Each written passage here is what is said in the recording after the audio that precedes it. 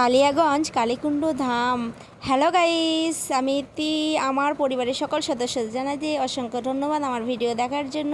আজকে আমরা চলে গেলাম কালিয়াগঞ্জে কালীকুণ্ড ধামে। অনেক দিন ধরে যাওয়ার খুবই ইচ্ছে ছিল, কারণ শুধুমাত্র মোবাইলেই দেখেছিলাম এত সুন্দর মন্দির কালিয়াগঞ্জের কোথায় হয়েছে।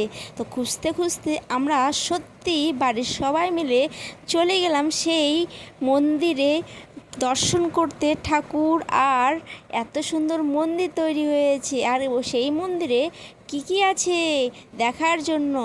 কিন্তু আমাদের যেতে অনেকটা লেট হয়ে গেছিলো। আমরা বাড়ি থেকে বেরোতে বেরোতে মোটামুটি 4টার দিকে বেরোয়েছি, আর ওখানে গিয়ে পৌঁছেছি 7:45। তো আমাদের রাস্তায় মনে হচ্ছিল যে আমরা দেখতে পাবো না, হয়তো খোলা থাকবে না, কিন্তু আমাদের কপাল ভালো, এত দূর থেকে গিয়ে গঙ্গারামপুর থেকে আমরা কালিয়াগঞ্জের সেই মন্দিরের দর্শন পেলাম আর ঠাকুরের দর্শন পেলাম।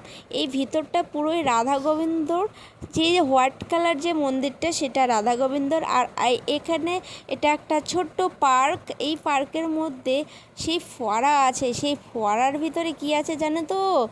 দেখতে থাকো পুরো ভিডিও। সেই ফোয়ারার ভিতর এমন একটা জিনিস আছে, সেটা আমাদের দক্ষিণ দিনাজপুরে হয়তো অনেক জায়গায় নেই। দেখো এই ফোয়ারার ভিতরেই কি আছে, জাদু আছে, জাদু। এই জাদুটা দেখো একবার। এই জাদু চলে আসলো, জাদু দেখো। কচ্ছপ বন্ধুরা, অনেক কচ্ছপ ফোয়ারার মধ্যে।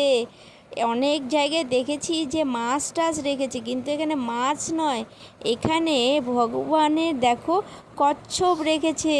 অনেক ছোট ছোট বাচ্চা আছে আর বড় বড় কচ্ছপ আছে। আমি তো একটু টাচ করেছিলাম ভয় ভয় করে, কারণ ভয় লাগছিল যদি একবার কচ্ছপের মুখে আঙ্গুল যায় তাহলে তো পুরো আঙ্গুল শেষ। তবুও ভগবানের নাম করে একটু কচ্ছপ ছুঁয়েছিলাম। পুরো পার্কের ভিতরে না শ্রীকৃষ্ণের লীলা আছে। জন্ম থেকে কংস মামাকে কি করে বধ করলো তোমরা এখানে প্রিন্টের মাধ্যমে দেখতে পাবে।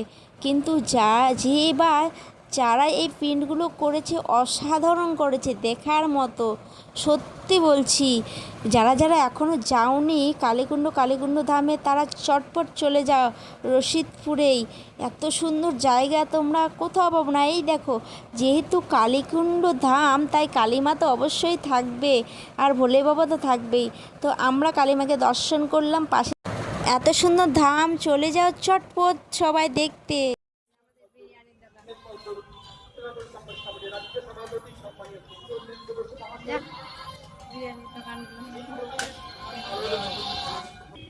আমাদের বিরিয়ানি তো কলকাতা গঙ্গারামপুরের বিরিয়ানি।